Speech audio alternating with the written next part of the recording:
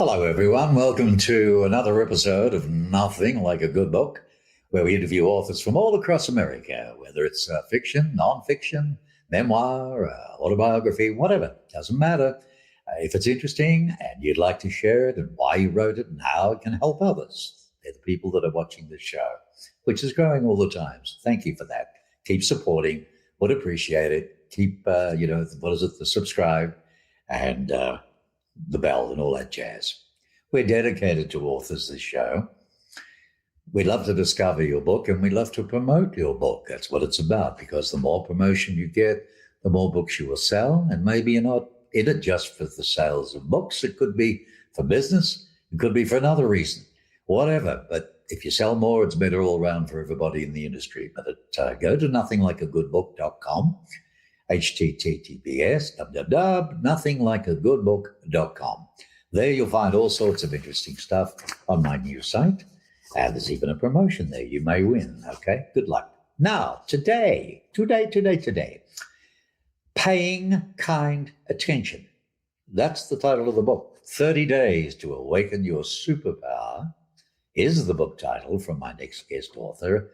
And it's a self-help with personal stories, really, somewhat a personal journey being shared to help others. And that's great. We should help each other more, shouldn't we? We all make mistakes and we all, go through a lot in life. It's pretty lonely when you've got no one to turn around and be able to share that with or fix it up or whatever you've got to do.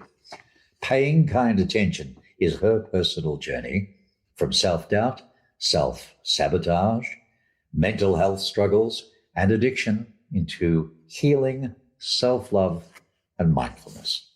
Isn't that really nice? And I'm referring to this particular lady, Dianna Hunt. Hello, Dianna. How are you? Hello. It's a pleasure to be here. Lovely to have you. Your book invites readers into a journey of self-discovery, helping them to recognize and release old beliefs, emotional wounds, boy, do we carry those forever, and patterns that keep, stuck in cycles of fear and self-defeating behavior. Boy, do I know that one. And while many of us feel stuck in cycles of self-sabotage or negative thinking, how does your book help people begin to break down those patterns? Well, let me start by saying there may be just a little bit of yappy on the side. I'm at work. I just finished a workshop. Okay. I finished up at 11:45. And so here's how. Through mindfulness and compassion, self-awareness, it encourages reconnection with our mind and our body. And so just from a personal standpoint, being able to pause, pump the brakes, and get our awareness to moving from the back of the brain, which is more of the reptilian brain. Not that we used to be reptiles, but it's the survival section.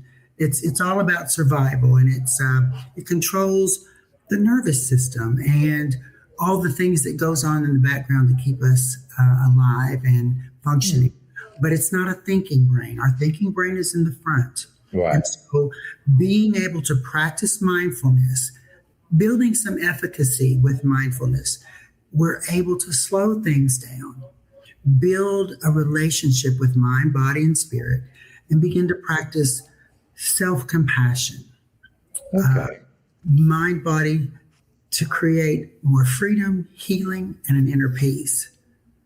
And, I work. You've done it. We'll go back on that a little bit later, where you come from. But the reality is, you're living proof. People, I guess you've found with all of your training and your sessions and the groups that you handle and everything, hasn't there got to be a want inside fire, firstly, like a self-commitment to accept, to change? Well, I think that's a really interesting question. And so I hear that a lot. I hear that from my clients. They say, well, I choose to continue to use. I don't know why, but I choose to continue to use. And when I work with them and we begin to kind of unpack these epochs of their journey, right, they will say to me, I remember at this time when I went to jail or when I was at my worst. And I just kind of said this prayer to the universe, get me out of this, or I just don't want to do this anymore. But then the time passed, the drugs were available again, and I used. Yeah, it's a big crutch, isn't it? It's a massive crutch. That's the killer. No matter how much you get, psychology says, I've had enough. I really just don't want to do this anymore. Yeah. And I believe there's that part of the brain, the thinking brain, that comes to that place and says, I've had enough. But then stress, because our triggers are preceded by our feelings. I feel stress. I feel a disturbance in my body, and that there's an old solution. And so it takes us back. The phrase paying kind attention, it's so simple, yet it is so powerful. What does it truly mean, do you think? And how do you come to see it, as you say, a superpower? So paying kind attention is my take on mindfulness, being able to pay attention in the present moment. Well, I think that that's not an elusive dream. It's something that you can absolutely access because it's built into your very DNA, the ability to do that. We just forget, and this is not my statement, but humans are constantly in a state of forgetfulness, of amnesia about their triumphs, about their successes, and somehow we just focus on our failures and our troubles. And so it's really learning how to shift our focus back to kindness. I've got to learn how to be kind to myself. I've got to learn how to speak with compassion instead of, look at you, you've done it again. You're not worth it. Blaming, and it's a superpower for me. Right. To see that we can build up our efficacy, our ability to shift the focus without blame, without condemnation, and use a few skills, breathing, and this particular way that I use activates what I call the antidote. So stress hormones, there's 3 major ones and everything trickles down from there. That's the poison. It's built in to help us outrun the bear, right? Says Dr. Joe Dispenza. But we don't need it all the time. Sometimes we're being activated and there's not a clear and present danger. It's just that our stress levels have gone up.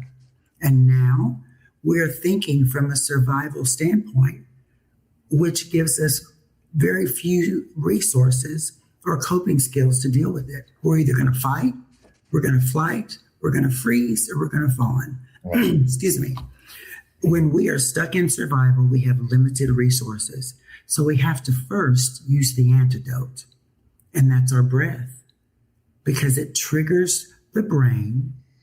And this is not my research. This is me reflecting on my experience from reading these other self-help books, Dr. Joe Dispenza, Louise Hay. Her book was You Can Heal Your Life.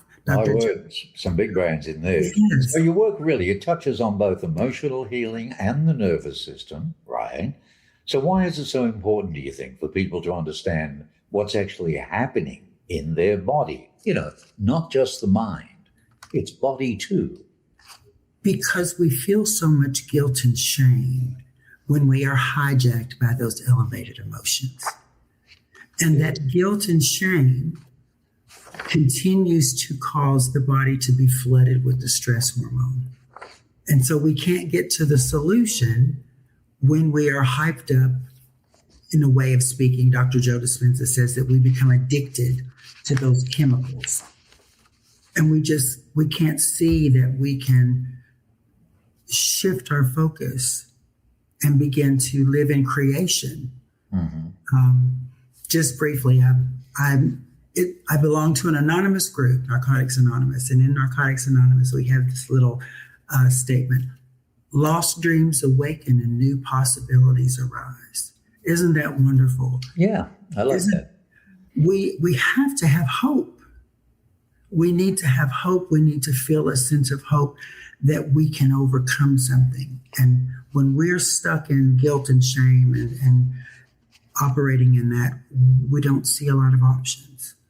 This is a pretty deep book. It's available, as I was showing before, Goodreads as well, Barnes & Noble, and of course on Amazon. Paying kind attention. I've got a feeling that this book is you for 30 years, perhaps, of all you've been through. And because you haven't written one before, have you? No, this is my, what do they call it? Your freshman work? Yeah. This is my freshman work. Right. I was in a learning disability class as a child. I had ADHD. I was unmedicated. And I don't feel any kind of shame about that today, but it was hard for me to comprehend and read and stay focused. And ADHD, huh? And so it really was, I avoided school at all costs. I dropped out of school when I was a junior in high school. And I hated school. It was not a good experience for me. I did. And, and I just developed a belief that I wasn't smart enough, I wasn't good enough, and that wasn't for me. Yeah. See, they're the keys, self-doubt, self-programming, self-this. It's very hard to break that pattern. How did you get started, though? Can you blame the ADHD as you got older, a teenager, then into drugs and all of that? I've been on a journey of self-discovery, and there is a chapter in my book entitled Paying Kind Attention is a Search and Rescue Mission. And in that chapter, I talk about how those negative beliefs that I developed in some of my formative years played a role in some very drastic and self-defeating behavior and choices. And I had to go on that self-discovery because as you're working a program of recovery and you're trying to get back to self-compassion, forgiveness has got to be in there too. And if I'm learning how to forgive myself, I've got to understand a little bit about what the why. I've got to know my why. And I didn't come up with that either. I saw that on a t-shirt and somebody else shared it with me. You've got to know your why. You've got to know your why. And so your why for what? Why for the destructive decisions, the destructive lifestyle. Why am I Why doing I that? felt like such an outsider that I was drawn to more criminal behavior and aspects of life. Right. Feeling like an outsider. And I apologize. They are getting out of lunch. Feeling like an outsider. And so think about manifest destiny. You believe it, and when you focus on it, you will bring it about. And so that works whether it's good or bad. And so from the stance of law of attraction, which I talk about in my book, also not my idea, is that our feelings and emotions have frequency. And they give off a frequency. We're all energy, yes. We know that. Their energy, they give off a frequency. And so they're going to attract things that are in that same frequency. And so as I look back over my life, I can see where my focus attracted the results. Okay. The things that I focused on. So in that case, the why, because I was always taught, why, because, and then you're back to the why again, because blah, blah, but why? Because, no, how, what, and when. Yes. How is it I do this stuff? When do I choose to do it, What is it that makes me choose this stuff? It's very deep. It's very difficult. Yes. And you've come all the way through. Were you on the hard stuff as well? We don't have to go into detail, but did you do the works? So interestingly enough, I went from some smoking weed to drinking alcohol to working in nightclubs. And so it just kind of went to more, more, more. Right. And when this stopped working, the next thing. And so all the way up to being an IV meth user for from 95 until 2003. And at one point I was a relatively successful nightclub performer. But when you start injecting drugs into your body, you're not marketable anymore. You're not presentable anymore. So many brands and names and stars and superstars, and it's such a shame, isn't it? I don't know why the addiction. Well, they get to a level, I guess. You get bored in your own entertainment sphere.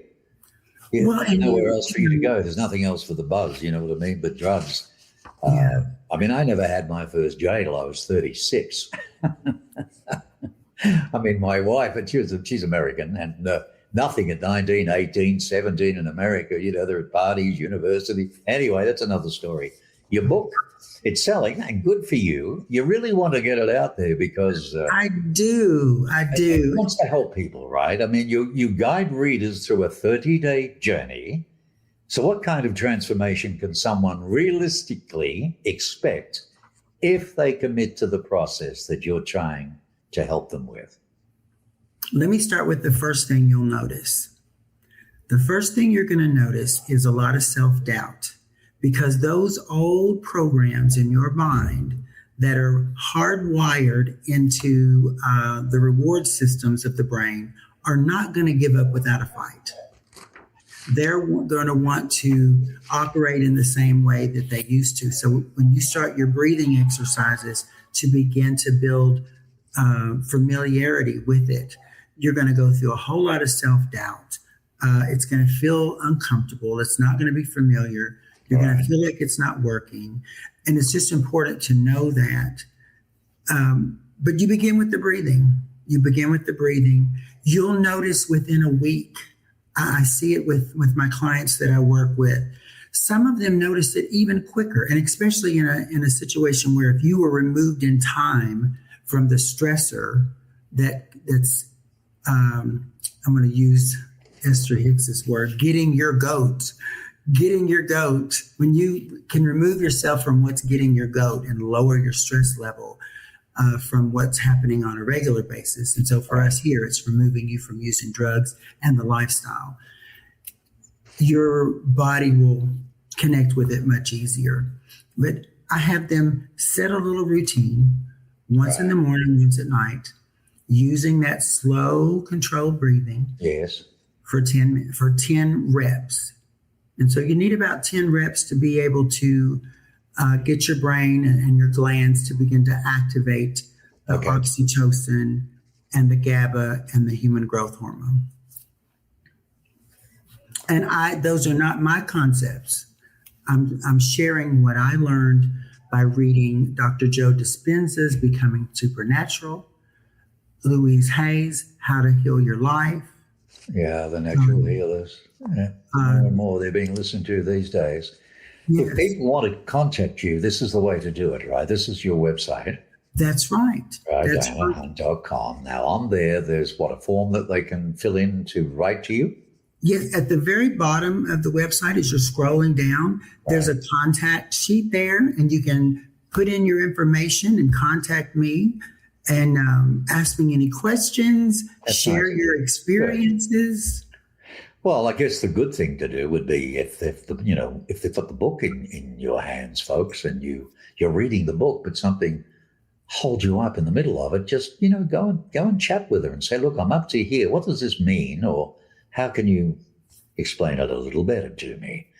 You talk about shifting from the survival mode to the creation mode. Can you explain what that means and how someone...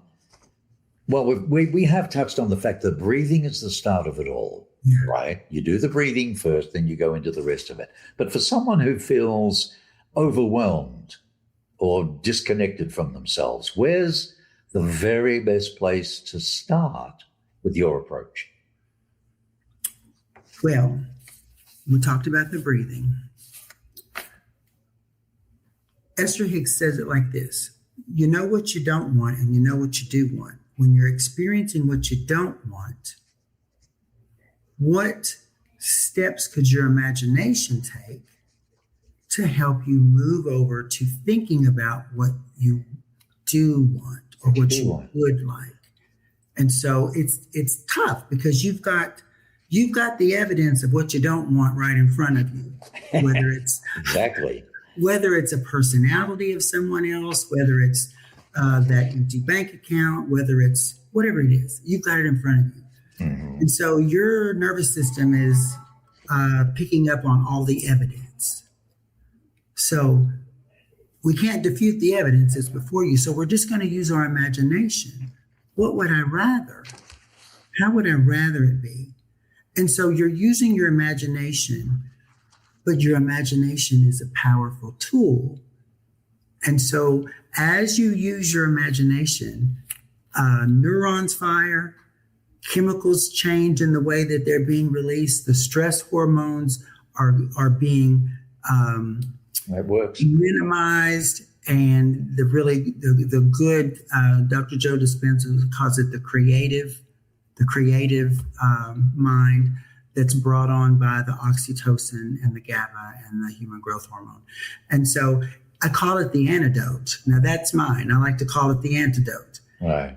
If the poison is a stress hormone, there's got to be an antidote. So the antidote is the oxytocin, the GABA, and human growth hormone.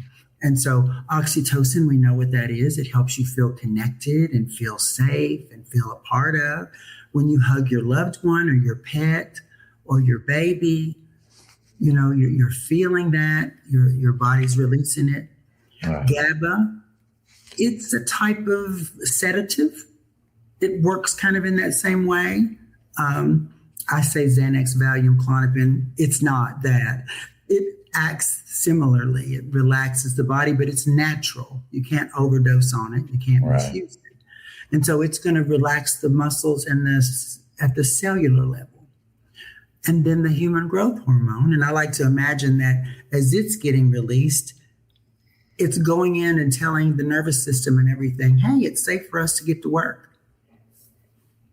And so for me, it all starts with the breathing. When you see what you don't want, you pause and you don't try to fix it. You pause, use your imagination. What would I rather it look like? Get the chemicals to change a little bit so you're not trying to swim upstream. Also, Esther Hicks. Right. Swim upstream. And it just works. You know, I used to love her work, Esther Hicks. I think I listened to every tape there ever was, you know. And Wayne Dyer and yes, a lot of good people have Wayne on PBS, Wayne's PBS specials in the early 2000s, and Dr. Joseph Campbell on PBS. They were my first introduction to this way of thinking. And I was in early recovery. I had full-blown AIDS at the time. I had come back from Los Angeles here to Little Oak, Kentucky, where my family lives. And I would be on the couch watching PBS, and they were just speaking this language that was foreign to me, but attractive. And that's where the beginning of this for me really started. Yeah. Yeah, I just wish more people, could have that support as well, get that feeling. Good to see you came home. So Kentucky, huh? Interesting. Yeah. My book, I'm just finishing my trilogy, is based in Lexington, Kentucky. Yes. The bluegrass country and the white fences and the beautiful horses and so on. It's a romantic, it's a nice romance story. Well, good luck. Romance is what's called. Actually, I wrote it for people that love, remember all the what was it called? The Lifestyle Channel, or the people that love Daniel Steele and all those. The Hallmark Channel. No, not Hallmark, but the Love Story Channel. Yeah. It's ideal for that. Absolutely ideal. It's a beautiful story. Now, let's talk about you in the time we've got left, if we may, Dianna. Some of the biggest challenges that you've faced personally or professionally while writing this book. What were some of those? Share some of those for us. So I mean, it would have regurgitated a lot of stuff, surely. yes, the book was born out of me returning to treatment, returning to therapy. I was in my master's program and was really being faced with kind of doing this on my own. I have two really good friends who together we got through the bachelor's degree. And so now I'm in this master's program by myself. And so there's a return of all of these self-defeating thoughts and feelings. We were also going through COVID. And so fear was the motivator for it. Right. And it brought up all of these old self-defeating thoughts, and I made myself sick, because if the brain can make you sick, it can also make you well. Not my words, Dr. Joe Dispenza. It works both ways. All right. If you focus on something that's fear-producing long enough, the stress hormones are going to be flowing through your body for too long. We're built to outrun a bear and then lay down, but we're not built to stay in survival mode every day. And so eventually it catches up. And so I just kind of developed some kind of upper respiratory situation. Right. My nervous system was all out of whack, and I was just ready to give up. And so I went back to therapy with some help of my sponsor and some friends at work. And she gave me the book, The Body Keeps the Score. Vander Holt, maybe. And so I read that book, and then she and I worked on things together. One of those was a journal. So this book was put together from my journal work and me changing my diet. That helps. Exercise, my daily routines, and all together, I was able to return. I took a semester off of school. I was able to return to school, and where I'd been making D's and C's, I was making all A's.